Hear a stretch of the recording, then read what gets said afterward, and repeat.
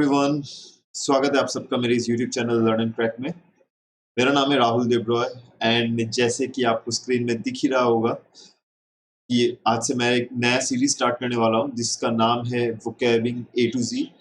The idea is जितने भी मतलब रैंडम वर्ड्स में नहीं लेने वाला हूँ। जनरली वोकैब्स कैसे हम लोग आज ये वर्ड सीखा तो कल वो वर्ड सीखा, ऐसा करके कोई सिंक्रोनाइज्ड ऑर्डर में हम लोग सीख नहीं पाते।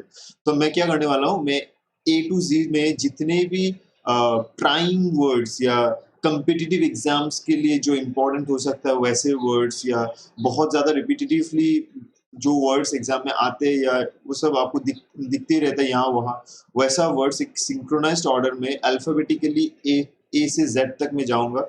सो ये मतलब ऐसे वीडियोस, बहुत सारे वीडियोस, ये एक वीडियो में ऑफ कोर्स नहीं होगा, तो बहुत सारे वीडियोस आएंगे इसी सीरीज के। तो आपको क्या करना है, सिंक्रोनाइज्ड वे में एक के बाद एक देखना है। आज से जैसे ए से स्टार्ट किया मैंने, दिस विल बी ए का भी एक वीडियो तो होगा नहीं ऑफ कोर्स, तो ए का ये पार्ट 1 होगा। इसके बाद जितने भी वीडियोस आगे आते रहेंगे तो उसमें सिंक्रोनाइज्ड वे में एक के बाद एक कॉम्पिटिटिव एग्जाम्स रिलेटेड, या जनरली वोकैब तो सबको चाहिए होता है, वो कॉम्पिटिटिव एग्जाम्स के लिए पढ़ रहा हो या जनरली ऐसे वर्ड सीख रहा है, ठीक है, जैसे मतलब अपना लैंग्वेज को एनहेंस करने के लिए वोकैब तो सबको चाहिए होगा। तो आप जो भी माइंडसेट से इसको स्टार्ट करो, आइडिया इज एक सिंक्रोनाइज्ड वे में इसको आगे लेके जाना है, एंड ताकि आपका लर्निंग बहुत ही मतलब सिस्टमैटिक रहे, ठीक है। तो शुरू करते हैं।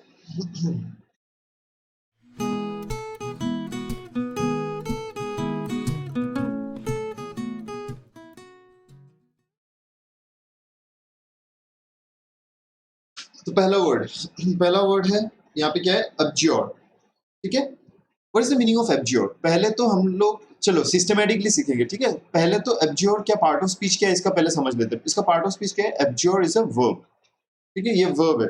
तो आपको कभी कभी एग्जाम में पार्ट ऑफ स्पीच से भी आप कभी कभी एग्जाम में आपको उसका राइट आंसर मिल सकता है, क्योंकि पकड़ लो, जैसे हम लोग को पता है words generally that ends with ION is a noun, या OUS से जो जनरली एंड होता है दैट्स एन एडजेक्टिव, करेक्ट। ऐसे हम लोग पार्ट ऑफ स्पीच हम लोग को पता होता है। तो आपको कभी अगर आपको ऐसा एग्जाम में देखो, you will always have the benefit of options in examination, you will always have the benefit of options. तो अगर ION से कोई वर्ड एंड हो रहा है, ठीक है, एंड आपको उस वर्ड का मीनिंग पता भी नहीं है, लेकिन आप लगभग गेस तो कर लोगे ना कि ये जो भी हो एक नाउन होगा, मतलब इसका पार्ट ऑफ स्पीच तो आप गेस कर लोगे ना। इसके बाद आप ऑप्शंस देखो, हो सकता है ऑप्शंस में 2 एडजेक्टिव्स है, 2 एडवर्ब्स है, एक ही नाउन है, तो वो आप आंख बंद करके उस ऑप्शन को क्लिक करके आओ, वही आपका आंसर है। क्यों?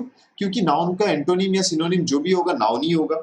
तो ठीक है, तो इसीलिए पार्ट ऑफ स्पीच जानना, एक वर्ड का पार्ट ऑफ स्पीच जानना इक्वली इंपॉर्टेंट है कि जितना उसका मीनिंग जानना, क्योंकि उसको आप यूज भी तो करना होगा ना सेंटेंस में, आप इसको यूज कैसे करोगे, ठीक है।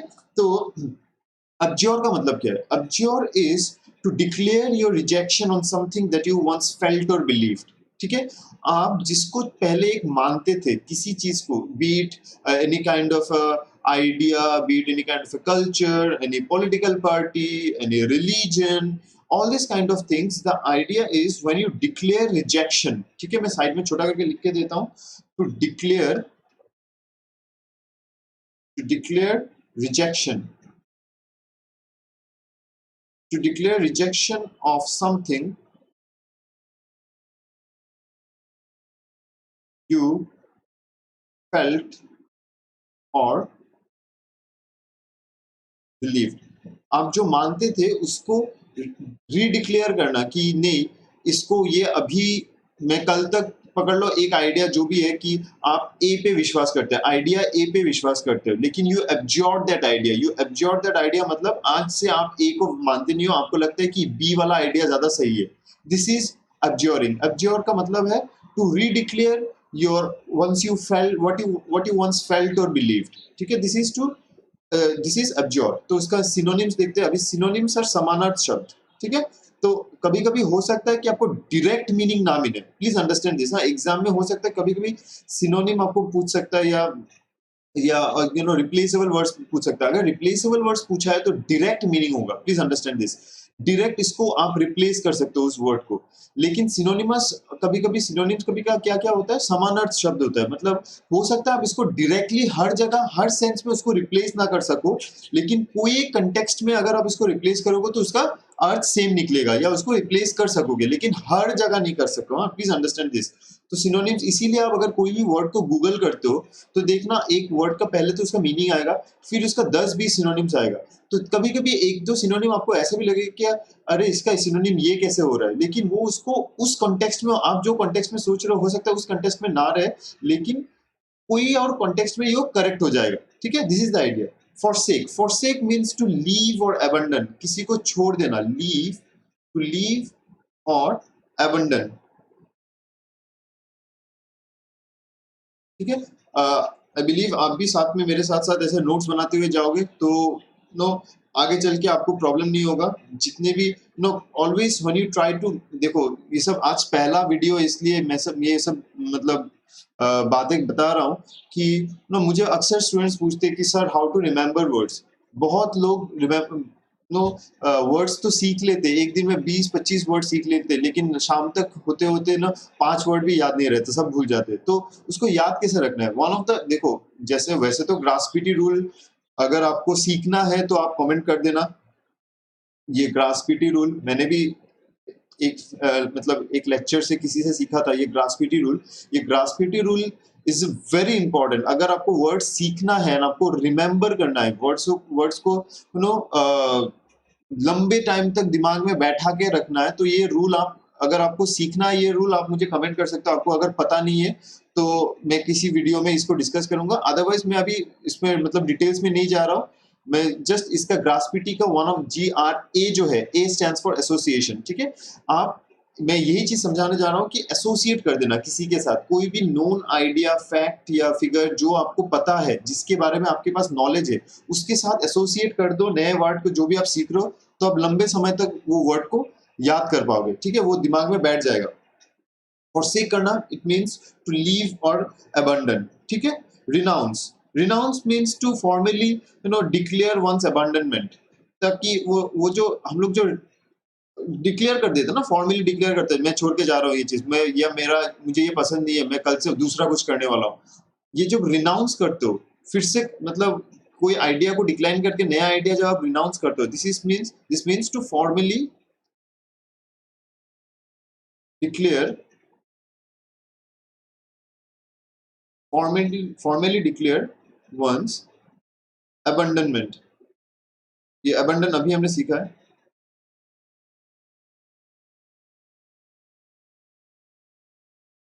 ठीक है, retract means to withdraw, retract means to withdraw, किसी चीज से withdraw कर देना। ठीक है, या किसी चीज को withdraw कर देना, this means to retract। revoke means, जैसे मैं एक एग्जांपल लेता हूं, the man appealed and the sentence was revoked। क्या बोला मैंने? The man appealed and the sentence was revoked। revoked मतलब ऑफिशियली किसी चीज को कैंसिल करना, to officially cancel, this means to revoke। ठीक है, and apostasy like it's a very common term। apostate is the noun form, apostasy is the adjective is the verb form। या adjective form आपको जैसे आप use करोगे वैसे आएगा sentence में। तो apostasy का मतलब क्या है? apostasy means to redeclare your religious or political beliefs। ठीक है, to redeclare your religious or political beliefs, this is very important, being an apostate, to redeclare one's religious or political beliefs। For example जैसे हमारे आसाम में हेमंत विश्व शर्मा जी या और भी ऐसे नेता है, या जो पहले दूसरे पार्टीज के लिए काम करते थे। पहले हेमंत विश्व शर्मा जी जैसे पहले कांग्रेस के लिए काम करते थे, इसके बाद उन्होंने कांग्रेस छोड़ के बीजेपी आके ज्वाइन किया।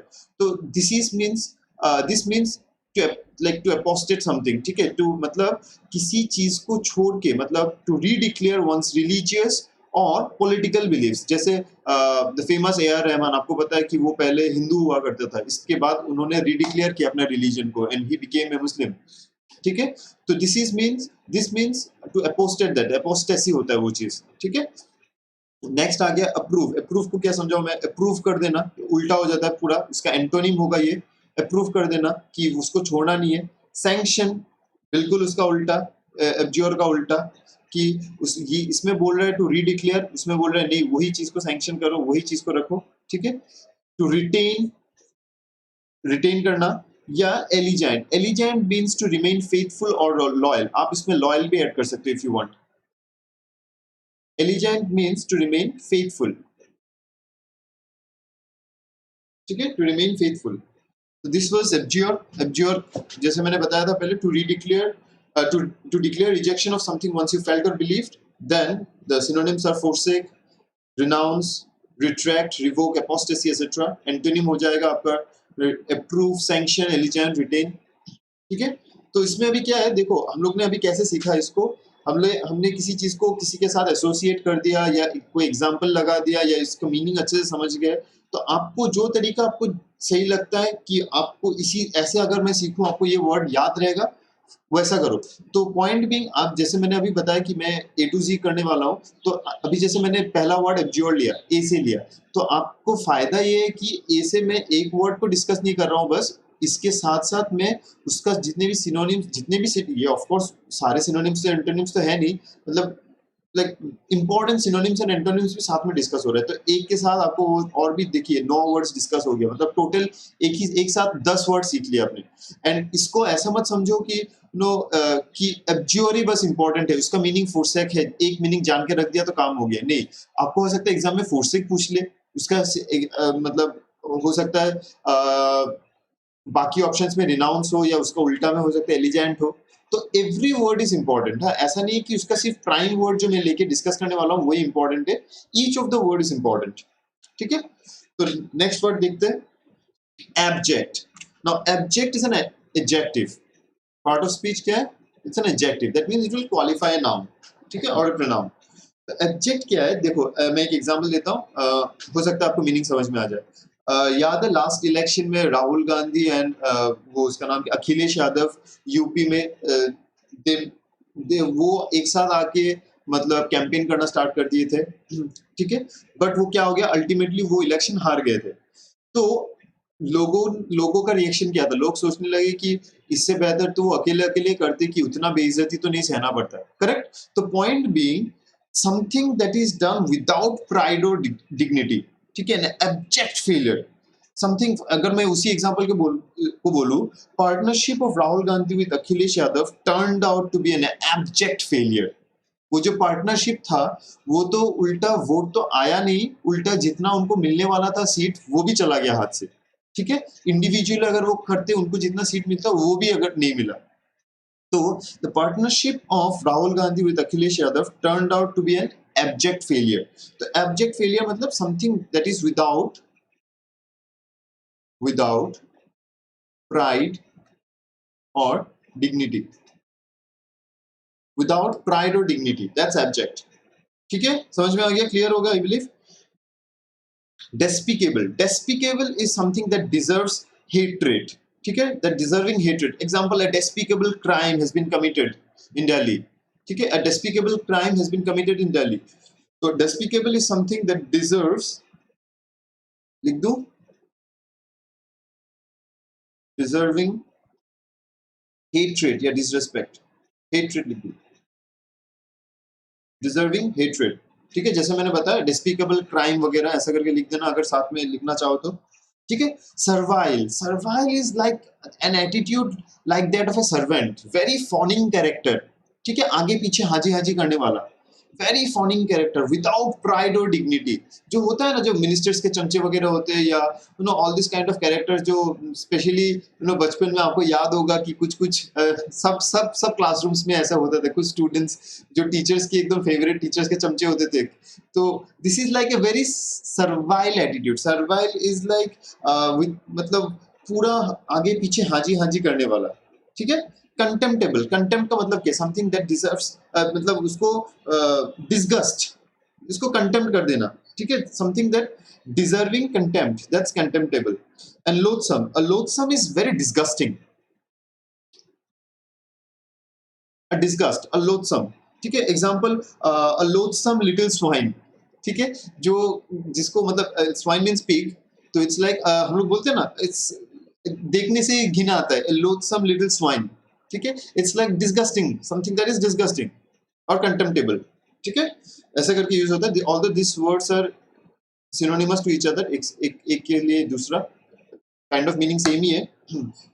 नेक्स्ट एक्साल्टेड, एक्साल्टेड उसका एंटोनिम हो जाएगा something that is very high and powerful, पूरा उसका उल्टा, हाई एंड पावरफुल, ठीक है। कमेंडेबल हम लोग क्या बोलते हैं, like what A commendable performance, like with, वो बिल्कुल विदाउट प्राइड एंड डिग्निटी नहीं है, with, this is with pride and dignity, right. Commendable, this extraordinary जिसको हम लोग बोलते हैं, समथिंग दैट इज कमेंडेबल, बहुत ही अच्छा, एक्स्ट्राऑर्डिनरी जिसको हम लोग बोलते हैं, राइट, दैट्स कमेंडेबल। प्रेज वर्दी, जिसको तारीफ, जो तारीफ के लायक है, something that is worth praising, ठीक है, दैट्स प्रेज वर्दी, जो तारीफ के काबिल होता है। And imposing, imposing is like something that is grand and impressive. Example अगर मैं बोलूँ, I saw an imposing 18th century house, ठीक है, I saw an imposing 18th century house, तो imposing का मतलब क्या निकला यहाँ पे, something that is grand और impressive, that's imposing, ठीक है, क्लियर। देखो इजी था वर्ड्स। एब्जेक्ट का मतलब है something that is without pride और डिग्निटी, इसका सिनोनिम्स क्या होगा, डिस्पिकेबल, डिस्पिकेबल का मतलब है समथिंग दैट डिजर्व्स हेट्रेड। फिर आगे हम आपका servile, servile means an attitude like a servant, fawning character, आगे पीछे हाजी हाजी करने वाला, ठीक है। देन आगे आपका contemptible and loathsome, that is, that represent something that is disgusting, ठीक है, जैसे मैंने बोला लोथसम लिटिल स्वाइन, ठीक है। Exalted, exalted that is high and powerful, पूरा उसका उल्टा, वेरी एक्साल्टेड परफॉर्मेंस, ठीक है। नेक्स्ट क्या हो गया, commendable, same again commendable, like very impressive जिसको हम लोग बोलते हैं कमेंडेबल। प्रेज वर्दी, अगेन आपका प्रेज वर्दी इज लाइक जिसको तारीफ किया जा सके, is worthy of praise. And next last one is imposing, imposing is like grand और इम्प्रेसिव, जिसको हम लोग, जैसे मैंने एग्जांपल बताया था, I believe N imposing 17th और 18th सेंचुरी हाउस, देख के like like a grand house, ठीक है, दैट्स एब्जेक्ट फॉर यू, ठीक है। Let's see what's the next word is aversion, very nice word, aversion, ION से एंड हो रहा है, क्या होगा, नाउन, ठीक है, नाउन होगा। तो एवर्शन, चलो मैं एग्जांपल देता हूँ, Rita has a strong aversion to getting up early in the morning. Meaning समझ में आ गया, गेस कर लिए क्या? Rita has a strong aversion to getting up early in the morning.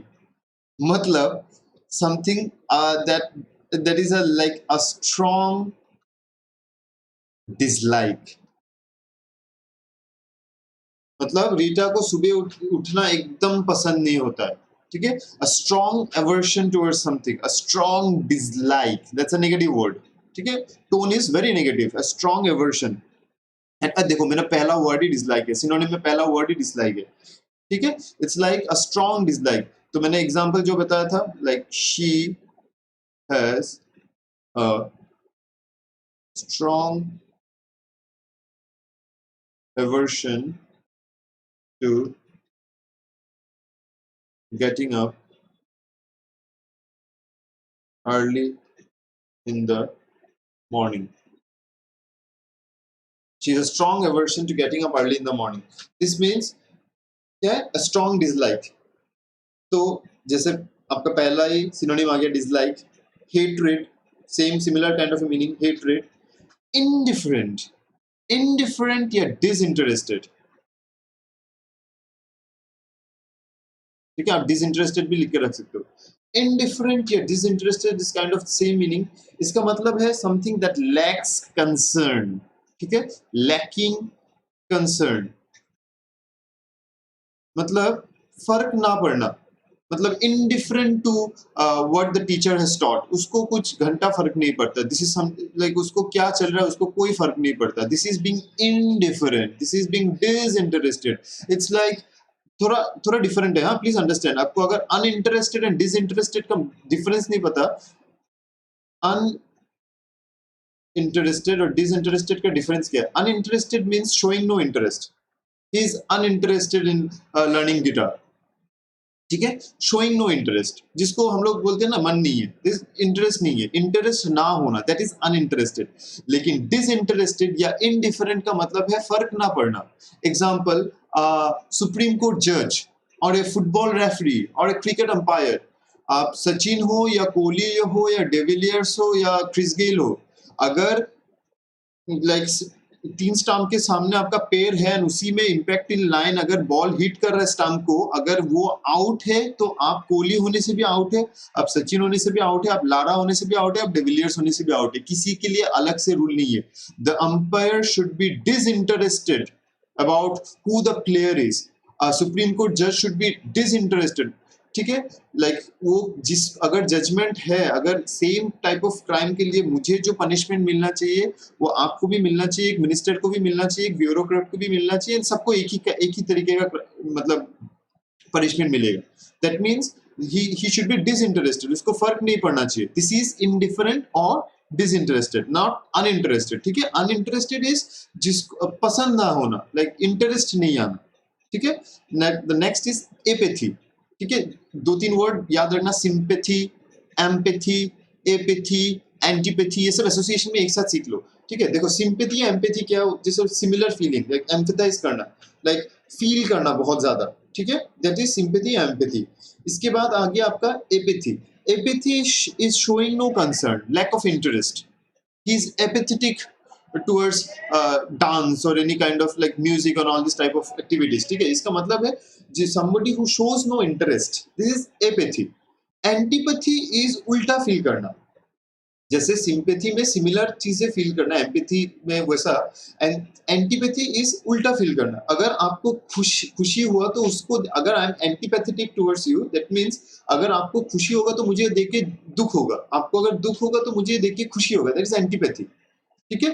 तो apathy is showing no interest, showing no interest is apathetic. Next क्या है, अफेक्शन। अफेक्शन का मतलब ही पता है आपको, लाड, जिसको हम लोग बोलते हैं प्यार, लाड, all this kind of thing. Fondness, बहुत ही ज्यादा फॉन्ड होना, बहुत ही ज्यादा उसके पीछे मतलब पागल होना या फैन टाइप हो जाना। नाइसनेस, अच्छा वाला, नो। एंड जैसे एवर्शन का उल्टा, उसको स्ट्रांगली डिसलाइक होता है ना वो, एंड इसमें नाइसनेस होता है एंड लाइकिंग होता है, ठीक है। This is the antonym. तो सिनोनिम्स क्या क्या था एवर्शन का, dislike, hatred, indifferent, apathetic, disinterested, etc. And आपका एंटोनिम हो गया affection, fondness, niceness, liking, and all this kind of things, ठीक है। क्लियर है आई बिलीव, ठीक है। देखो वर्ड्स को ऐसा तोड़ के सीखो, एक साथ ऐसे सीखो, जल्दी सीख पाओगे, ज्यादा चीजें एक साथ याद रहेगा, ठीक है। Let's see the next, authentic, ठीक है। Authentic, authentic is something that is, हम लोग किस किस चीज को ऑथेंटिक कहते हैं, जिस जो चीज जेन्युइन होता है, जो चीज रियल होता है, जो चीज मतलब वन ऑफ ए काइंड होता है, वो पहला है एंड वो रियल है, ओरिजिनल है, ठीक है। ओरिजिनल है, तो हम लोग ऑथेंटिक को हम लोग क्या बोल सकते हैं, something that is original, like authentic Assam T, ठीक है। या हम लोग बोलते हैं ना ऑर्थोडॉक्स असम टी या दार्जिलिंग टी वगैरह। तो authentic is something that is original, ठीक है। तो इसका इट्स लाइक इसका पार्ट ऑफ स्पीच क्या होगा, इट्स एन एडजेक्टिव, ठीक है। तो इसका वो देखते हैं, सिनोनिम्स देखते हैं। सिनोनिम में क्या है, genuine, same thing, like genuine, real, valid, ये सब तो बहुत ही कॉमन टर्म्स है, आपको पता ही होगा, जेन्युइन, रियल, वैलिड। बोनाफाइड, अगर पता नहीं है बोनाफाइड, लाइक अगर मैं एग्जांपल बोलूं, the bonafide citizens will be given permission to stay, जो वहाँ का ऑथेंटिक या वहाँ का जो ओरिजिनल रेसिडेंट्स है, लाइक एग्जांपल जैसे मैंने बताया, जो आधार या एनआरसी वगैरह जो किया गया उसमें क्या था, the bonafide citizens will be given permission to stay. मैं लिख के देता हूँ अगर आप भूल जाओगे तो, the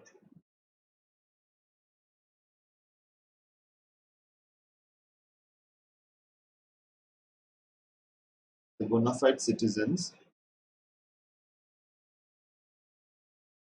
will be given permission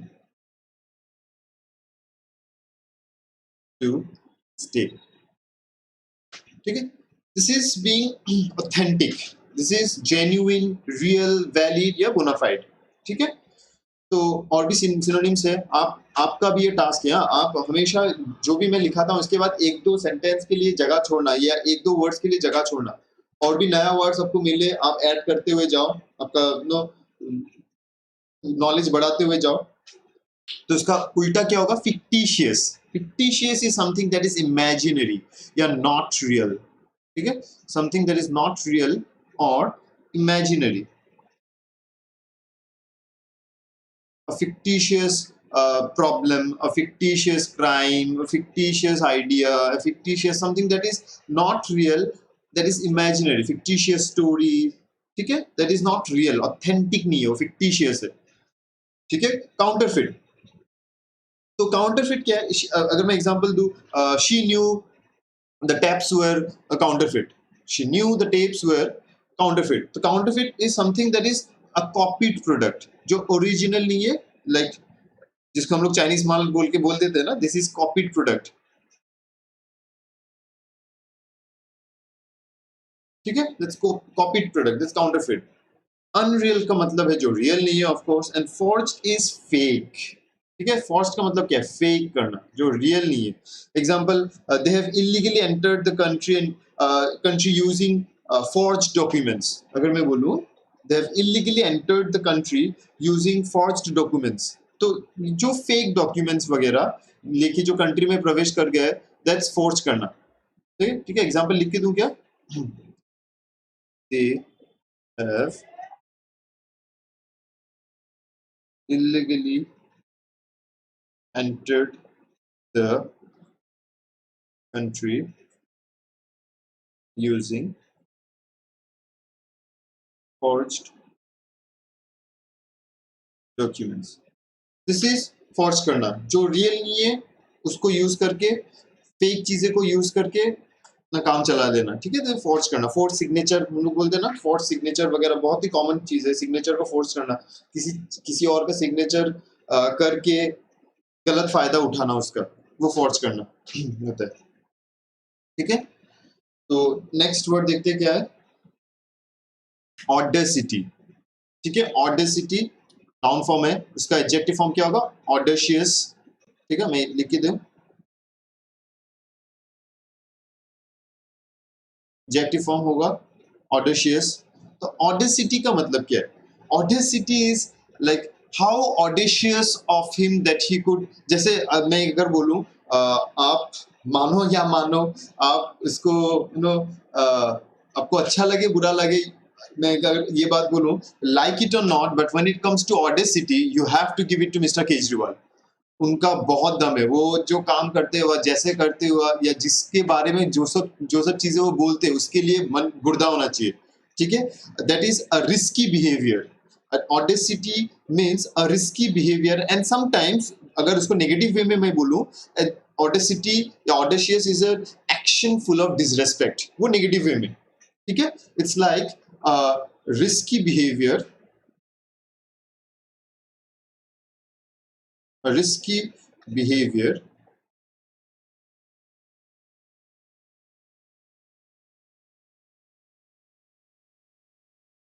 or an action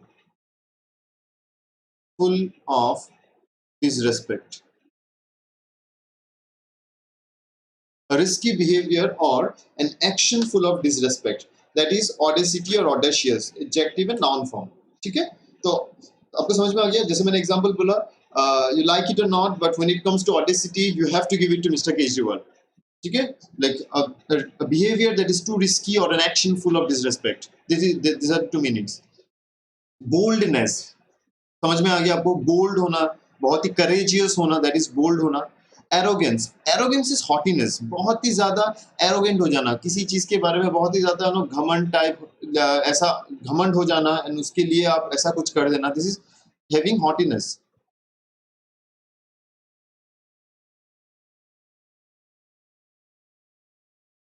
अब इसको भी हॉटीनेस को भी लिख के रख सकते हो, दैट्स एरोगेंस, ठीक है। इंसोलेंस, इंसोलेंस मीन्स, अगर मैं एग्जांपल बोलूं, she was sacked for her insolence, ठीक है, she was sacked for her insolence. Insolence means rude, उनको निकाल दिया गया था because of her rude behaviour, that is insolence, being rude, ठीक है। डेयरिंग, डेयर दिखाना, डर के आगे जीत है टाइप, ठीक है, दैट्स डेयरिंग। रूड जैसे मैंने पहले ही बताया। चीकी, चीकी जनरली आप स्पोर्ट्स में ये वर्ड आपको बहुत सुनने को मिलेगा, लाइक अ चीकी शॉट, ठीक है। जैसे कि बॉल अगर ऐसे कट करके थर्ड मैन के ऊपर से ऐसे मार दिया, या रिवर्स स्वीप करके, या all this kind of shots that are very risky, very risky. जैसे नॉर्मल अगर हाफ वॉली बॉल को अगर स्ट्रेट ड्राइव मारा या मिड ऑफ की तरफ खेल दिया, जिससे नॉर्मल ऑथेंटिक क्रिकेट शॉट, वो उसमें रिस्क फैक्टर कम होता है, ग्राउंड में बॉल लग के जाता है एंड उसमें रिस्क फैक्टर कम होता है। लेकिन अब अभी कीपर के ऊपर से इसको अगर वो कर दोगे तो that becomes a cheeky shot. Cheeky means some an approach और thing that involves risk, daring, all this type of things, that is cheeky, ठीक है। नेक्स्ट उसका एंटोनिम क्या होगा? माइल्डनेस, पूरा उसका उल्टा, ठीक है। रिस्की बिहेवियर, डिसरेस्पेक्ट, उसका ठीक उल्टा माइल्डनेस। शाई, कंट्रोल्ड बिहेवियर, ठीक है, कंट्रोल्ड। पोलाइट, टिमिड, ठीक है, टिमिड डरपोक टाइप। रिस्पेक्टफुल, ये पॉजिटिव वर्ड है, कोई कोई वर्ड नेगेटिव है, कोई कोई वर्ड पॉजिटिव है। तो point being audacious and audacity, ये सब this is a neutral tonal word, ठीक है। आप इसको कभी पॉजिटिव वे में यूज करो तो इसका मीनिंग पॉजिटिव आएगा, अब इसको नेगेटिव वे में यूज करोगे तो इसका मीनिंग क्या आएगा? नेगेटिव आएगा। तो अकॉर्डिंगली उसके सिनोनिम्स या एंटोनिम्स बनेगा, ठीक है। चलिए नेक्स्ट वर्ड, एस्ट्यूट। एस्ट्यूट, देखो अगर मैं बोलूं कोई example, mister Rakesh Jhunjhunwala for that may be, ठीक है। मिस्टर, आई थिंक आपको पता है mister Rakesh Jhunjhunwala is one of the wealthiest richest investors, ठीक है, शेयर मार्केट का, इंडिया का। Like he, I think he is the richest share market का when it comes to share market. तो mister Rakesh Jhunjhunwala is an astute investor, ठीक है। Astute का मतलब क्या है? somebody or something that involves ability to assess a situation or people etc, जो बहुत ही सही एक्यूरेटली कोई चीज को या कोई सिचुएशन को या किसी आइडिया को एसेस करके वो अच्छा है या बुरा है उसका रिजल्ट बता सके, ठीक है। जो फोरकास्ट कर सके आगे वाले, आगे क्या होने वाला है, जो बहुत ही स्मार्ट है, बहुत ही इंटेलिजेंट है, बहुत ही क्लेवर है। समझ में आ गया? This is an astute character. Astute is ability to accurately assess situation, people etcetera, ठीक है। मैं लिख दूं, it's an ability to accurately assess situations,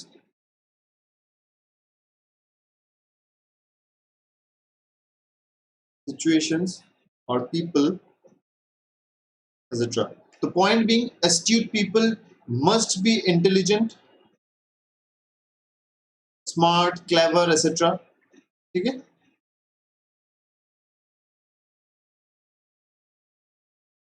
ठीक है, तो this is astute.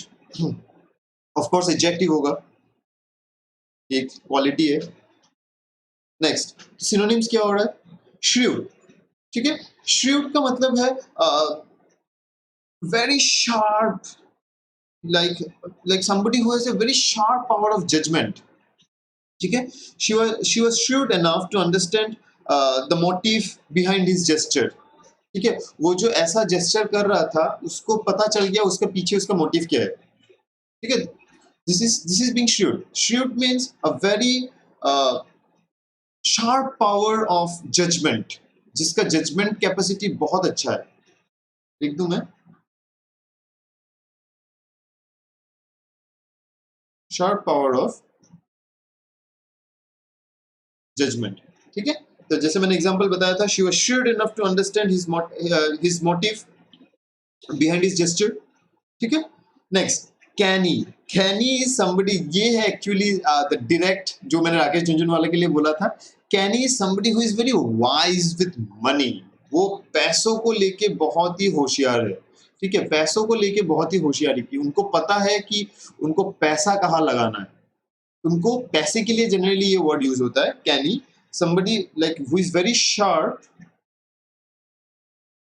Specially with money, ठीक है, specially with money, where money is involve. उनको पता है कि कौन सा बिजनेस मुझे पैसा देगा या कौन सा ट्रेड मुझे पैसा देगा या पैसा नहीं देगा, ठीक है। Somebody is very sharp with money, that is a canny. उसके लिए भी आपको इंटेलिजेंट होना पड़ेगा। वाइज, ब्रिलियंट, इंटेलिजेंट वगैरह का मीनिंग तो आपको आता ही है। नेक्स्ट, डल, डल दैट्स बुड़बक, स्टूपिड जिसको बोलता है, अनइंटेलिजेंट, ठीक है, जो इंटेलिजेंट है नहीं। And shallow, shallow is for example अगर मैं बोलूं, a shallow analysis is not enough to reach a conclusion, a shallow analysis is not enough to reach a conclusion, मतलब something that is of a little depth, a little depth, that is shallow, ठीक है। अगर मैं example लिख दूं, याद रहेगा, a shallow analysis is not enough to reach a conclusion, ठीक है। दिस मीन्स जो नो बहुत ही कैनी, वाइज या ब्रिलियंट नहीं है, ठीक है, जो जो हल्का फुल्का जिसको हम लोग बोलते हैं analysis, a shallow depth, a little depth, ठीक है। A shallow analysis is not enough to reach the conclusion. तो मेरा प्राइम वर्ड क्या था? एस्ट्यूट। तो इसका synonym shrewd, shrewd means a sharp power of judgement, canny, like sharp, especially when it comes to money, like when it comes to money, example आप कुछ भी ले सकते हो, मिस्टर अंबानी या जैसे मैंने बताया ना, Jhunjhunwala etcetera. Wise, brilliant, intelligent. Antonyms हो गया आपका डल, अनइंटेलिजेंट, शैलो, ठीक है। चलो, okay, this was the end of today's, I mean this video's words. तो this is the end of part 1 A का, मतलब letter word starting with the letter A से पार्ट 1 का ये वीडियो रहा। तो आगे भी दूसरे वीडियोस आते रहेंगे, ठीक है। तो अगर आप यहाँ तक देख रहे हो तो first of all thank you कि आपने अपना टाइम दिया कुछ नया सीखने के लिए। हो सकता है इस वीडियो से आपको नया चीज़ें सीखने को मिला, नया वर्ड सीखने को मिला, इसका यूजेस सीखने को मिला, एंड आप उसको रियल लाइफ में अप्लाई करोगे, क्योंकि जब तक आप अप्लाई नहीं करोगे आप तब तक आपको याद नहीं रहेगा वो चीज़ें, ठीक है। तो अप्लाई करो, सीखो, एंड क्रैक करो एग्जाम्स, ठीक है। एनीवे, चलो, टेक केयर, बाय।